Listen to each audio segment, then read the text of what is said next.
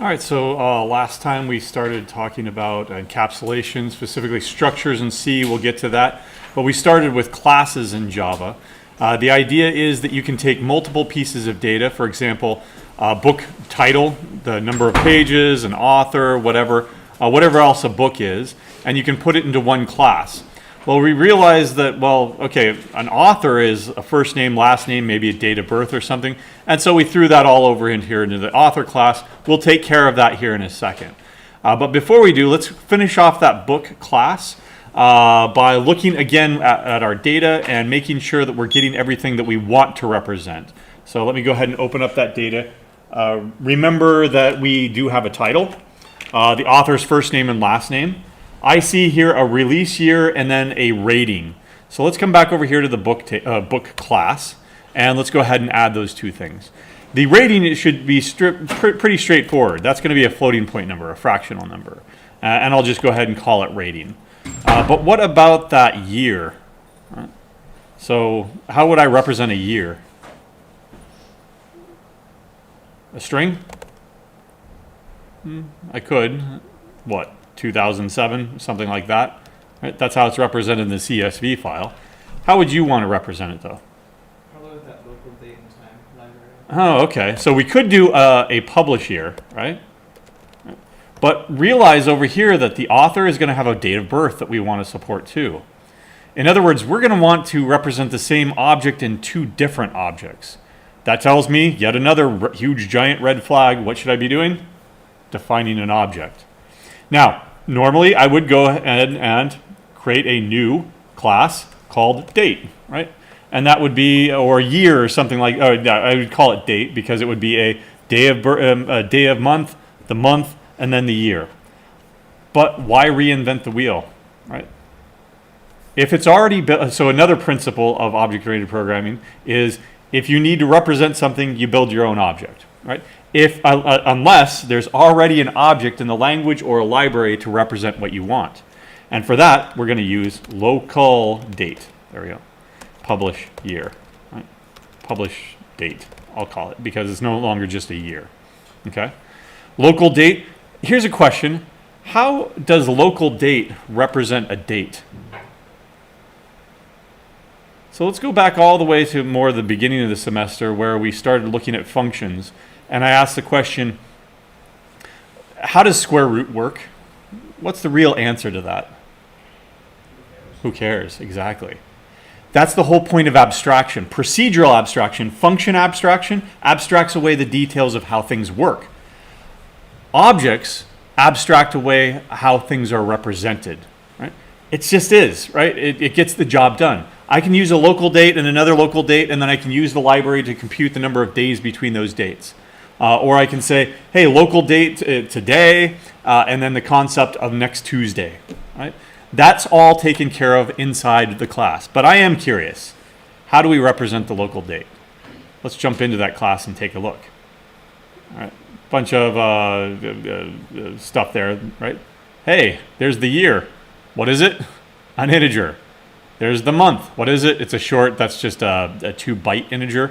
Why? Because we don't need 2.147 billion options here for the month. There are only 12. And what about date? It's only 1 through 31, so yet another short here. Right? So it chooses to represent a date using 3 numbers. There are some alternatives. Right? I think we've mentioned them before, but the ISO 8601 standard. There we go. Let's bring that over here. All right. Very good. Wikipedia there. ISO 8601. How does it represent a date right there? If I were to zoom in on that. That looks like a string to me. Right? So there's strings. There are epochs. Right? So you can look at the Unix epoch or Unix time. There we go. So it counts the number of seconds since January 1st, 1970. In other words, one single number. There's the current time. Right?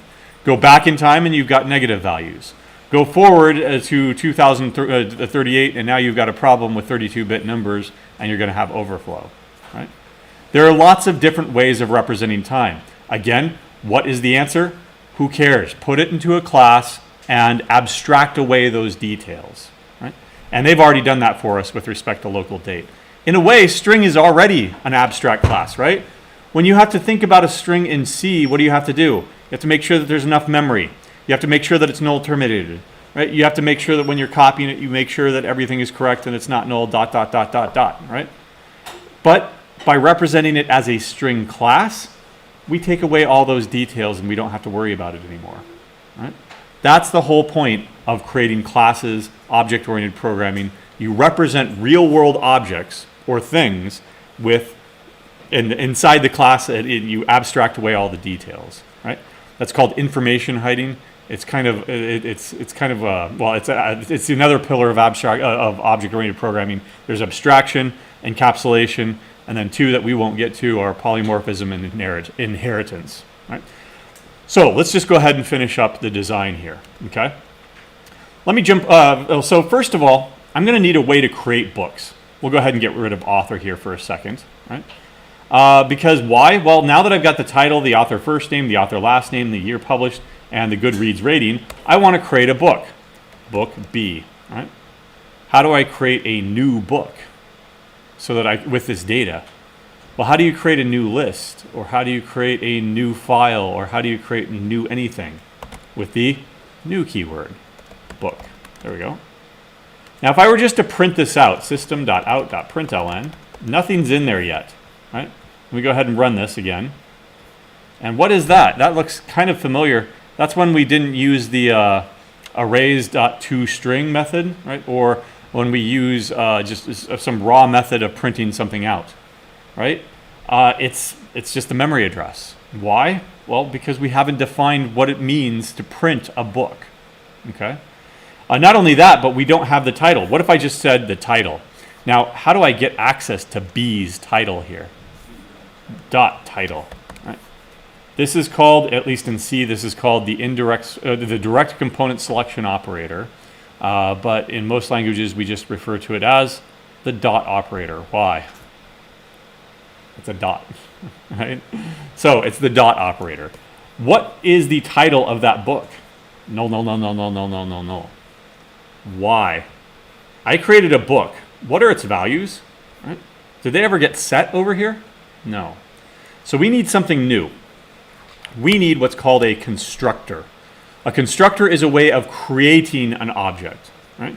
A constructor in Java is going to have the exact same name as the class itself, and it's going to be a function or a method here, right? But what's its return type? Well, if you're constructing a book, what do you expect to have in your hand after you've constructed it? A book. Well, book. Why? There. A constructor does not have a return type because you are constructing whatever class you're in. There's no need to return that type, right? Okay, well, I want to, of course, define the title. So that's string title, right? And I'll say title is equal to title, right? There's a warning on that, right? Let's read that warning. The assignment to a variable has no effect. Right? So let's go ahead and show you another example here. Int x is equal to 42. X is equal to x. Is that a useful line of code right there? No, why? What am I doing? Assignment to variable x has no effect. All you're doing is taking x and put it back into itself. That's what this warning right here is meaning. All you're doing is taking this variable up here, the parameter variable, and putting it back into the parameter variable here. I have two titles here, right? I've got this title up here, and I've got this title down here. So we could disambiguate this by giving it a different name, right? Parameter title, right? There we go. And now I could say that title is equal to parameter title. Now it's absolutely clear that, of course, I'm taking this parameter title and I'm putting it into this book's title. That's not how you do things. We don't want to prepend everything with just parameter. What I want to do is I want to set this book. I've got a book in my hand right now. I want to set its title to whatever title you just gave me. How do I refer to this book? So which book am I holding in my hand right now? Am I holding Harry Potter in my hand right now? Am I holding Game of Thrones in my hand? Am I holding Dune? Am I holding one of those books? It's an abstract idea of a book, right? Well, okay, if you can't read the title on it, then what would you call it? This book, right? So this dot title, whatever this book is, right? Over here in the over here outside of the class, I've got a book variable name B. Right? I could say B dot title, right? Because that's B's title, right? But inside the class, do I have a reference to what this refers to? No. This is called open recursion, right? You don't have a way of referring to yourself, right? We do as humans. What would I use? Me, myself, and I. This is not a human. This is an object. So how does an object, an anthropomorphized object, refer to themselves? This, right? Some languages do use myself. Is it? Yeah, myself. Some languages use me or self, not myself, but self, right? Java is not one of them. And the only one that I know of that uses me and anthropomorphizes it is Visual Basic, I think. Right? Anyway, all right, great. So now I have a way of setting this title. I can come out here and, oh, by the way, it no longer compiles. Why? How many parameters does that constructor take? 1. So I need to be giving it the title now, right? And I called it title.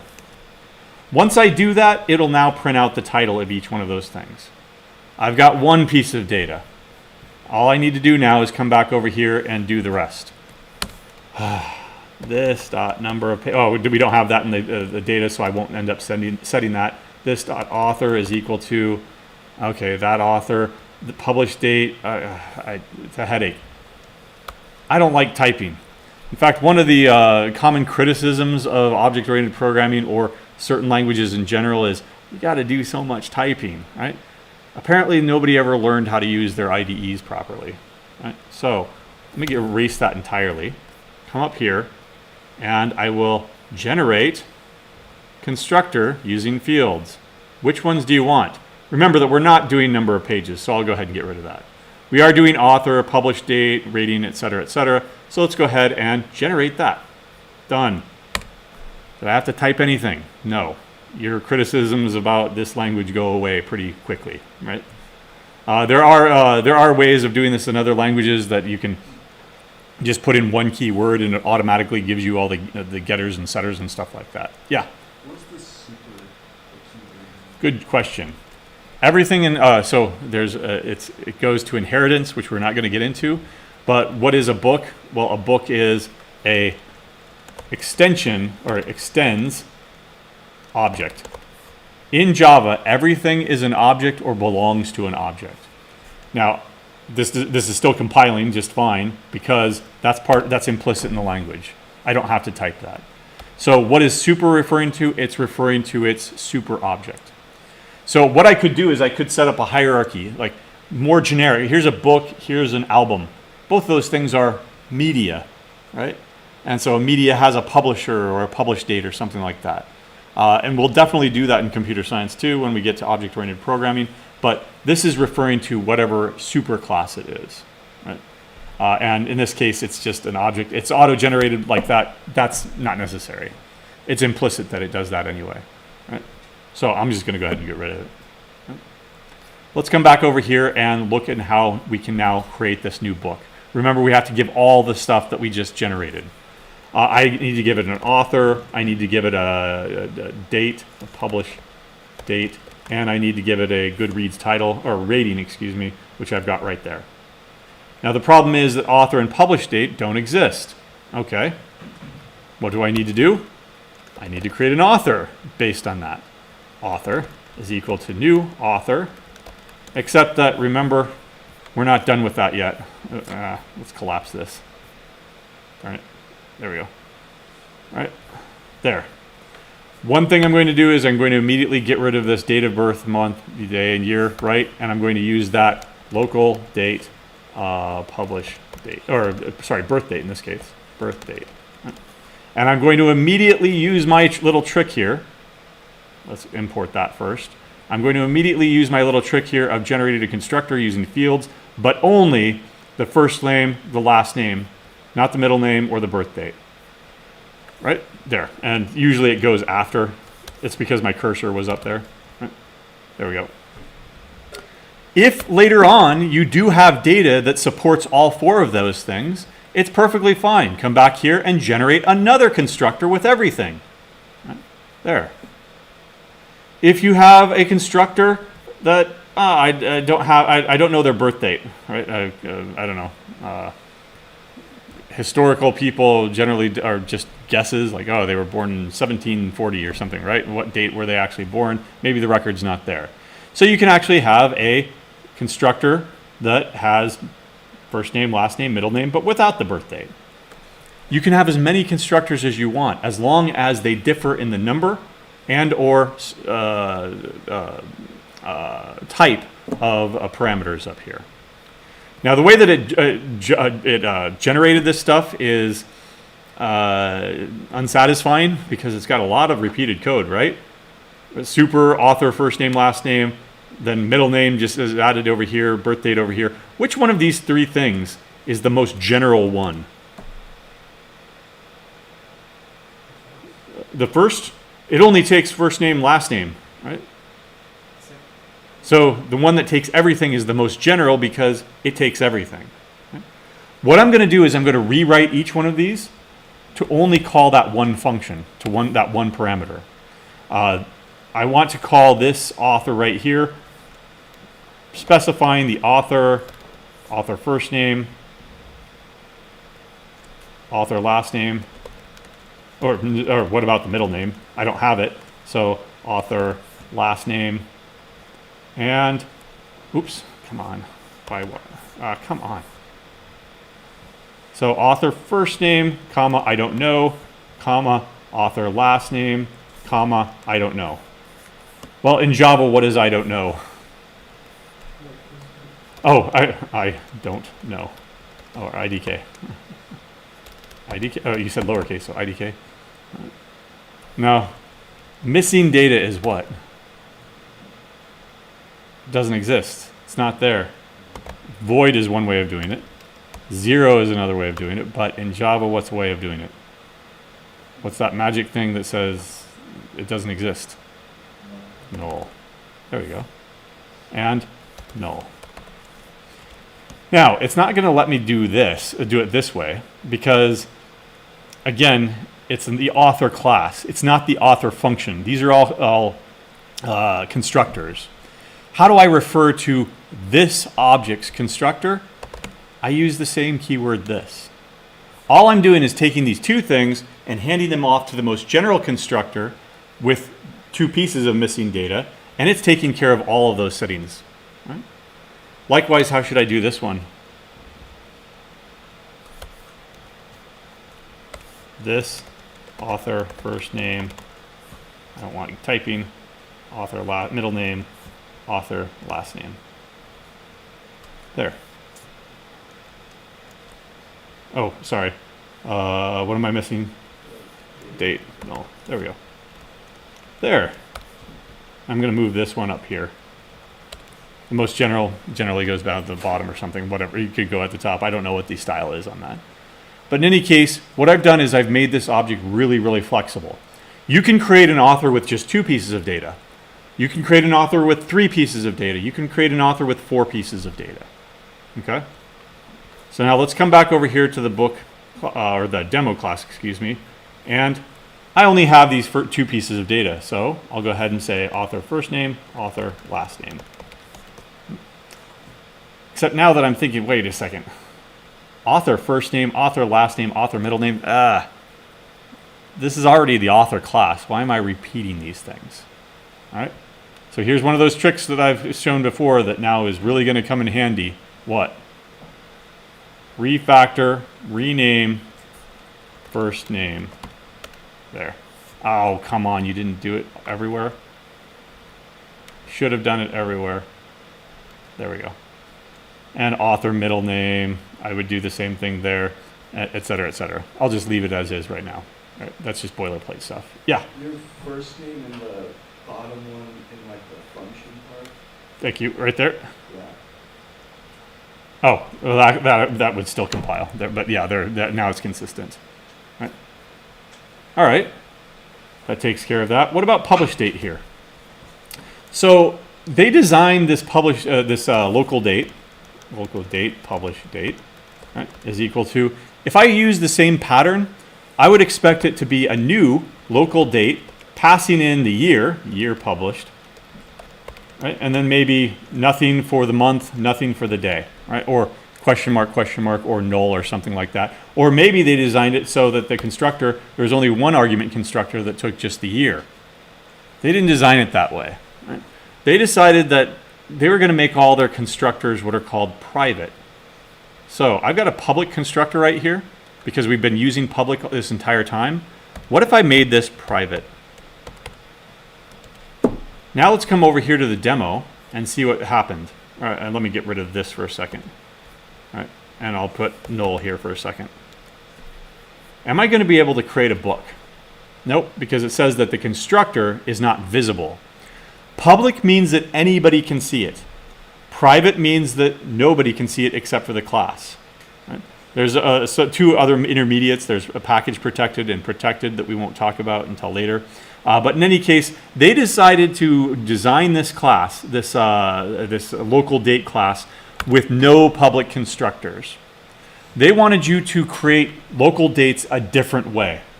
And let me show you that different way. It's called a factory function. Right? Local date.of. Right? Now you've got several different options there, but I'll just go ahead and select the first option because it's the year published, and then 1 and 1. There we go. I'll just, because I don't have the month or the day, I'll just go ahead and assume that it's January 1st, right? Just as a placeholder, okay? So what did they do? Well, that italicization right there tells me that it is a static method, right? It belongs to the class. All it's doing is checking the value and then calling this create method down here. And then what is create doing? It's doing a whole bunch of checks, right? Are you in February? If you're in February, then do you have 28 days or 29 days, et cetera, et cetera. They're right there. There's the leap year, right? So it's doing a whole bunch of complex stuff, right? And it's, it's abstracted away. We don't have to worry about that. In fact, if I did try to do this,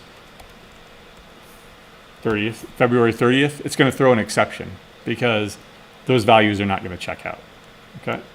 So they decided to go with a different kind of design, forcing you to use these particular factory functions because they wanted to do data validation.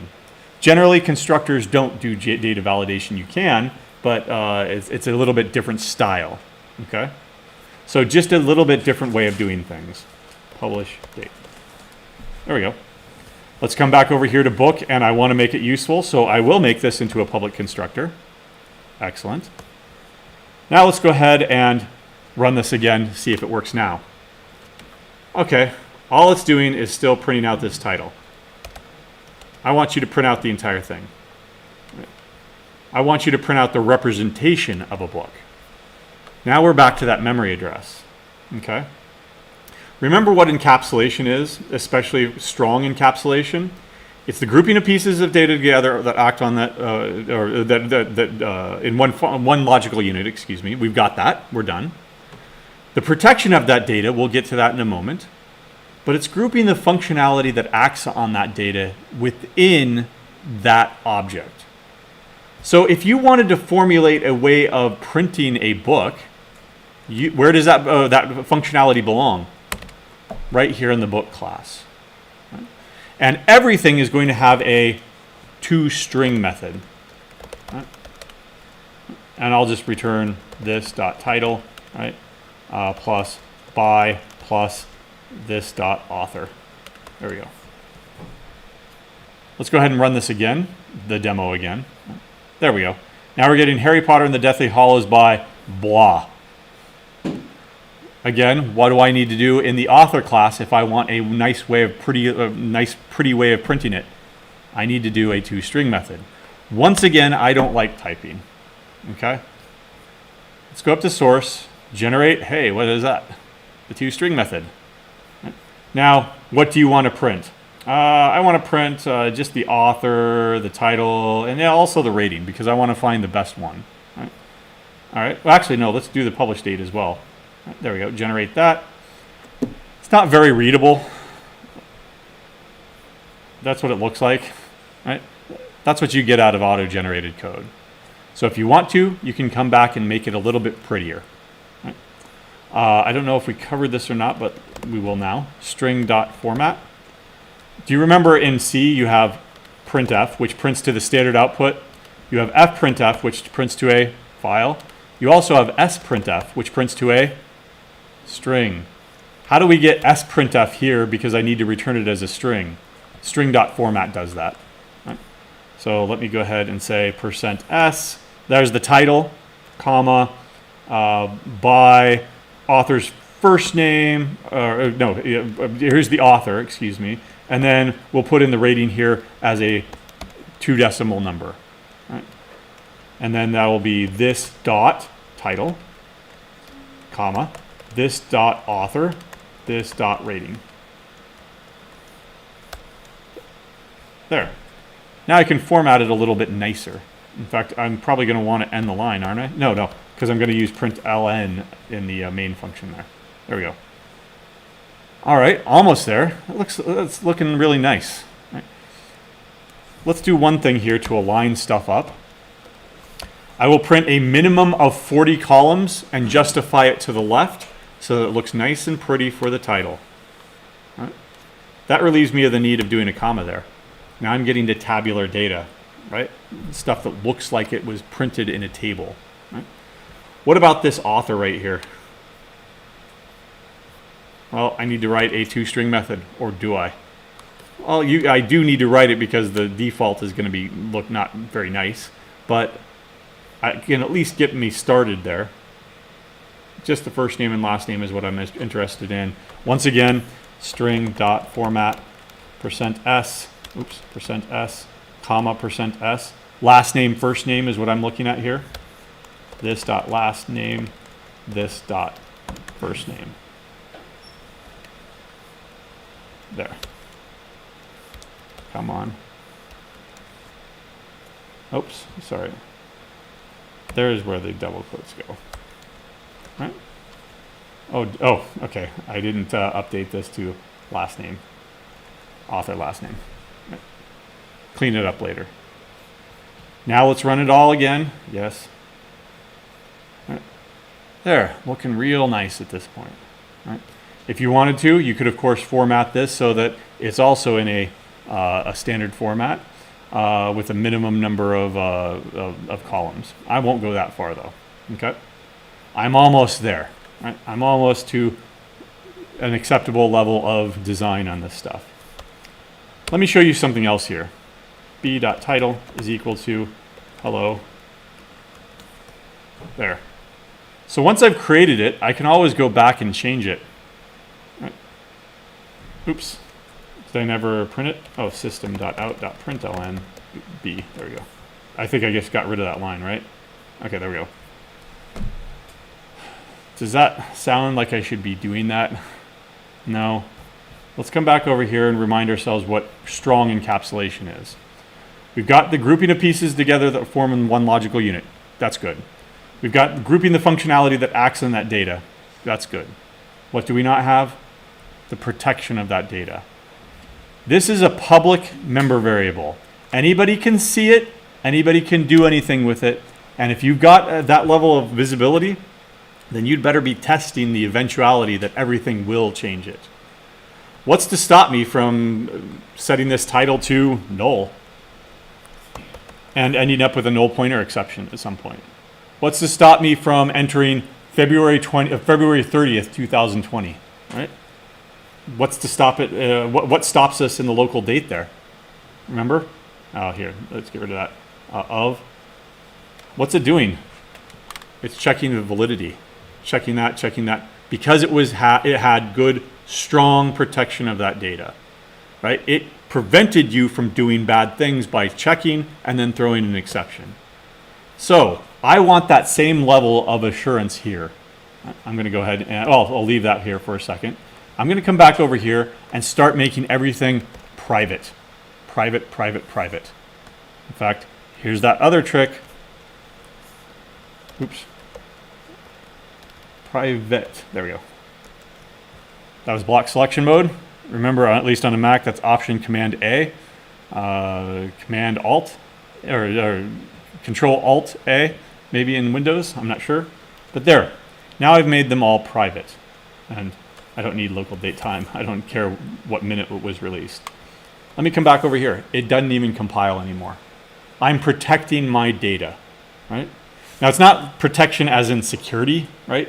We didn't encrypt it and then lock it away or anything. Just design-wise, you can't do something like this anymore. Right? That has advantages and disadvantages, but way more advantages than disadvantages. Trust me. Yeah. Can you still print the title? Nope. You cannot see it.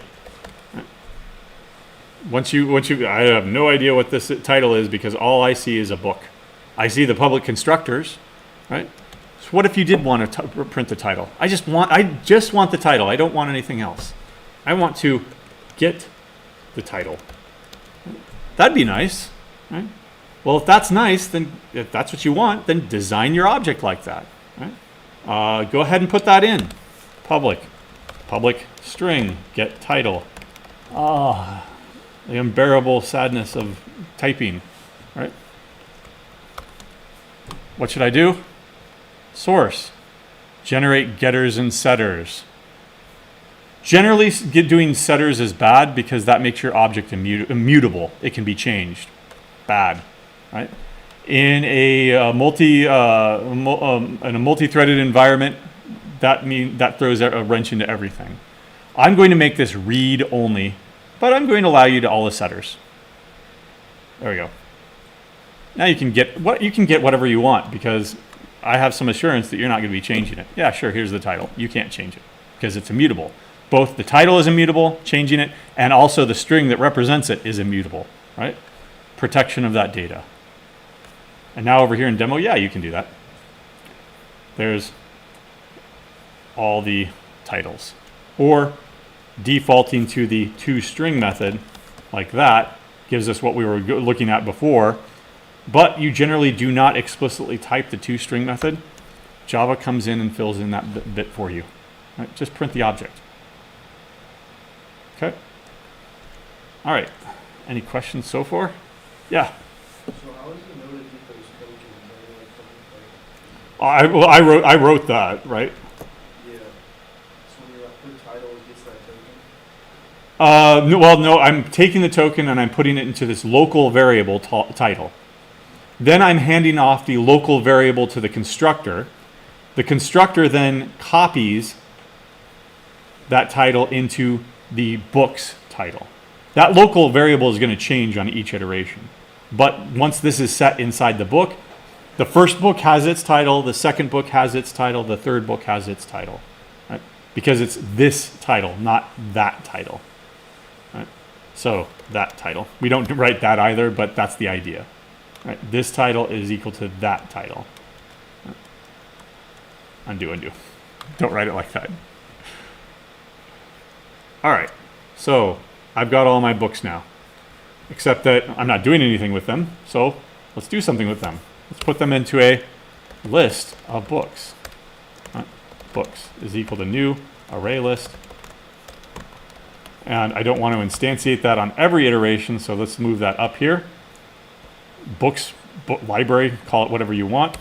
Books.add B. There. Now that I've got all those things, I'm putting it into a record. I've got a list of books. Right? Now, here's my original goal. Maybe I wasn't explicit about it. But what I want to do is I want to find the best, in other words, highest rated book. Right? How would I have had to do that before?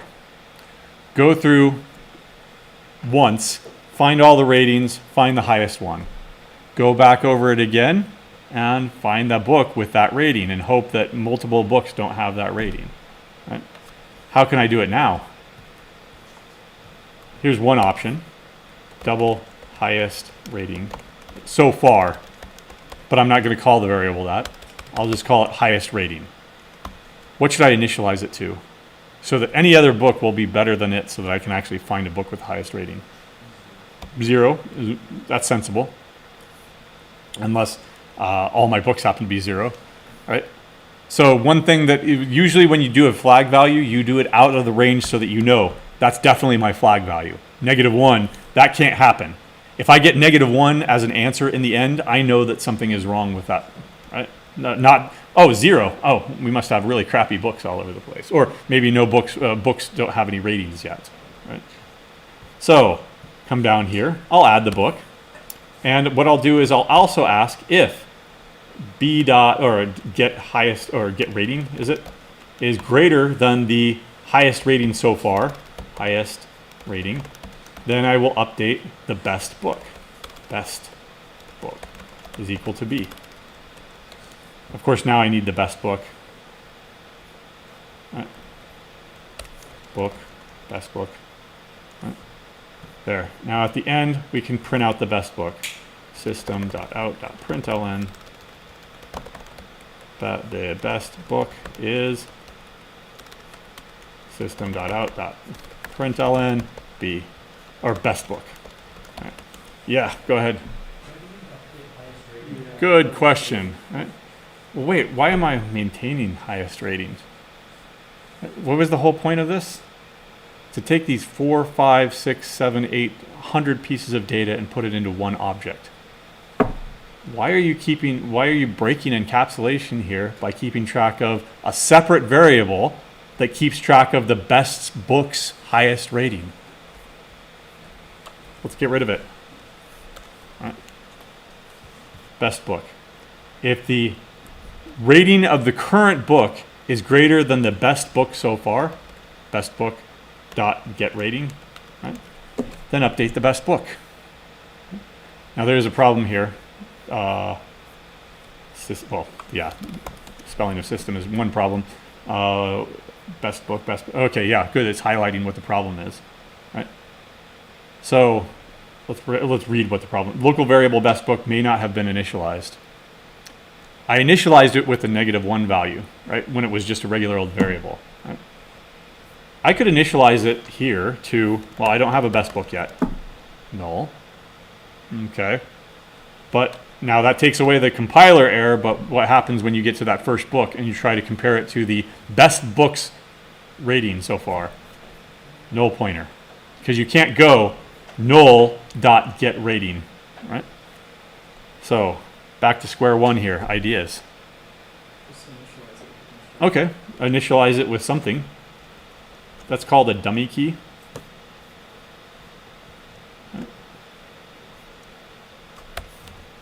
I don't have a title. I don't have an author. Null, null, null. But I do have a rating. My flag value of -1. Right? This is a dummy key, right? You can create dummy objects that don't actually correspond to any actual data. And now it'll have the same effect. There's the best book. It's definitely not the best book. I was looking for something with the highest rating, and so Harry Potter shows up. Why? Because of course popularity is not necessarily, good. The same thing as being good, right? But that's just on Halloween, I saw many Harry Potter fans out for the night, and I would never want to say that in front of a rabid fan base. Right? Although, just thank goodness we're not doing albums, and we've got Taylor Swift here. Right? All right. So there we go. We got the best book. How would I go about finding the most current book? Yeah, we've got 10 minutes here. So that would involve the publish date, right?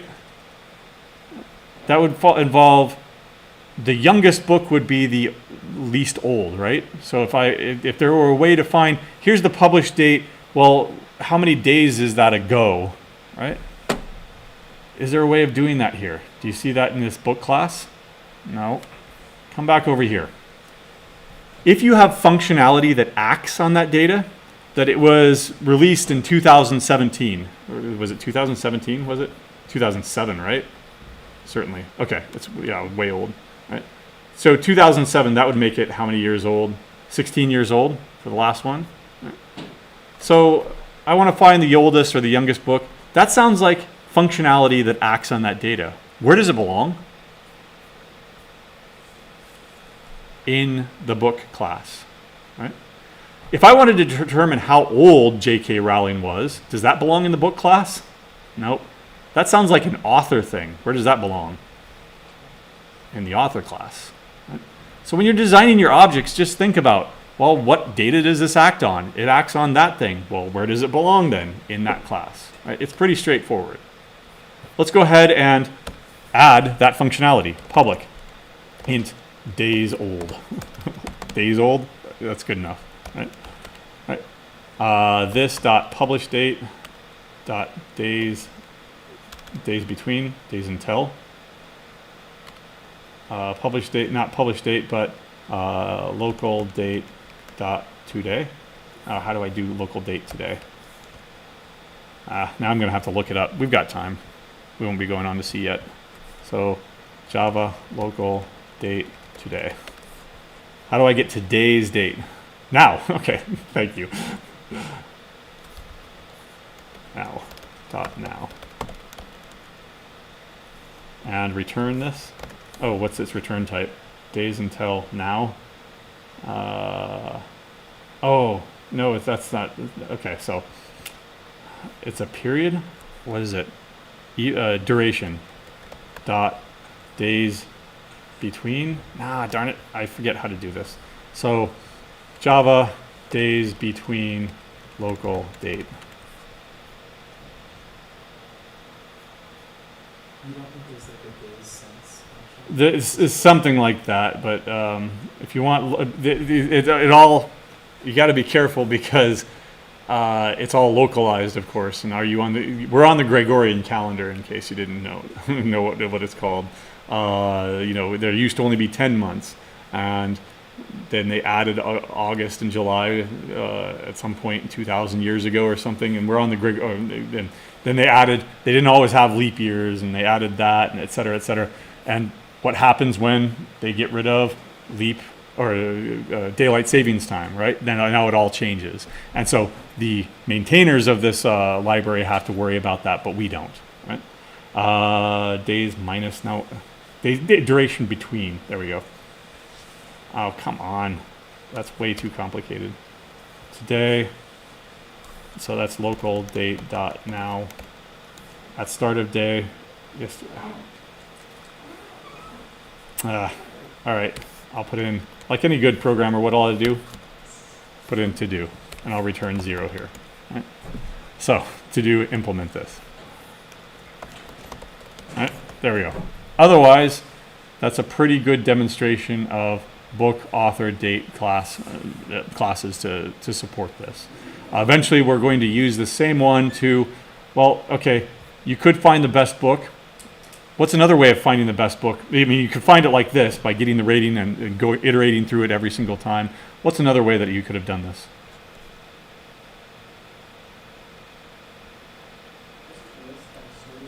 Okay.